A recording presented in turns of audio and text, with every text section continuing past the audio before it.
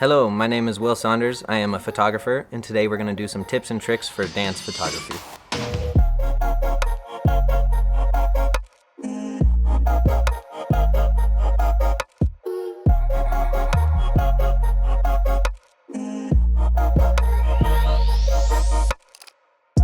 Tip number one, location. Location is almost everything in a photograph. If you think about a picture, you have a subject and a backdrop.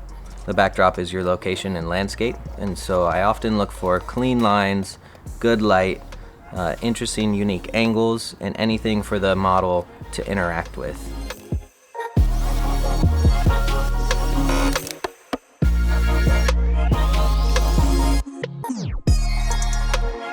The best light is the light that you have. So oftentimes when I'm at a location, I kind of wander around and scout the place, and I start to see what the light is doing and how it is reacting with the landscape, and then I place the subject in that spot. Today we found an amazing concrete wall, and the light was pushing in perfectly from the side. It is something that I could almost not recreate with a flash or a strobe, and so really use those moments when you have good natural light. If you need to enhance it, of course, bring in a strobe, bring in a flash, and make it better.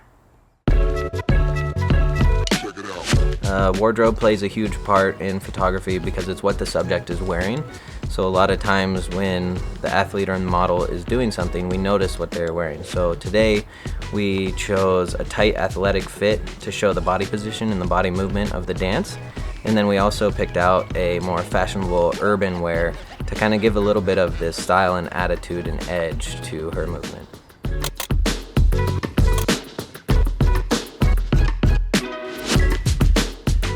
Tip number 3 is gear and equipment. Gear plays a strong role, and there are endless options in the photography space, but really in the end all you need is a simple camera, one that you know how to use. If you were blindfolded, you could use it. Then the next thing is a bunch of different lenses to have a different focal length. I like to bring a strobe, an ND filter just in case we want to do a slow shutter, and sometimes a reflector to constantly bounce light.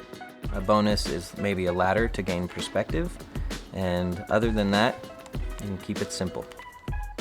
Tip number 4, shutter speed. So shutter speed plays a big role with photography, and it's fun to play around with different shutters. So you can go very fast, and that will capture the dancer in a very strong, sharp look.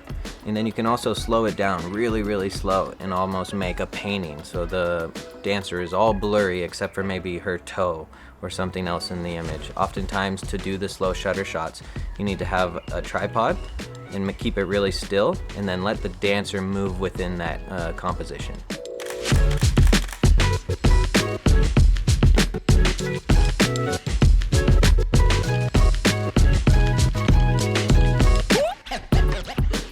Tip number 5, perspectives. So every day we look at about eye level, and that's good to make a normal photograph, but oftentimes it's pretty interesting if you start moving around. If you get up high and look down and place the model on the ground, you get a totally different look.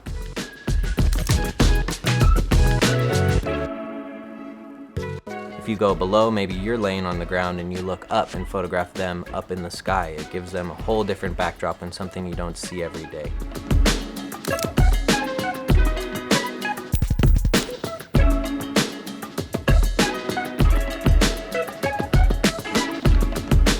So the biggest tip there is to move around, don't stay in one spot, and get low, get high, change your perspective. I bring an entire kit, everything from a fisheye at 8mm all the way to 500mm. Oftentimes I start extremely wide and close to the subject and showing the world. If I'm in a place or a location that seems to be really busy, or if there's lots of people around, I go tighter with a telephoto lens, and it lets me focus in on the subject. It also allows me, if the light isn't as strong, I can just focus on what is strong, right? Just the light hitting that part of the body or that part of the landscape. When working with a dancer, we get all sorts of different movements. There's the classical dance movements, but there's also things that a dancer can do that most people cannot because they're strong and they're flexible. So we like to push this a little bit and get these abstract movements that we do not see every day. That creates a very unique image and something that I like to push quite hard.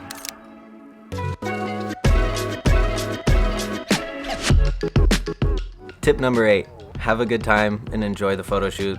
You know, this isn't brain surgery is what I always say. It shouldn't be stressful. It should be fun for everyone, the model, me, the creative director, and everyone on set. Another important tip is if you are creating an image and it's not really working for you or you're not inspired by it, it's okay to move on and go into a different spot and create something that you are excited about. The dancer and I had a dance together ourselves. We were having fun, we were showing each other the images, pushing limits, not creating something that we see every day. You know, we see a lot of images and I want to see what you are creating, what's in your head and what's in your mind. Make it unique and have fun.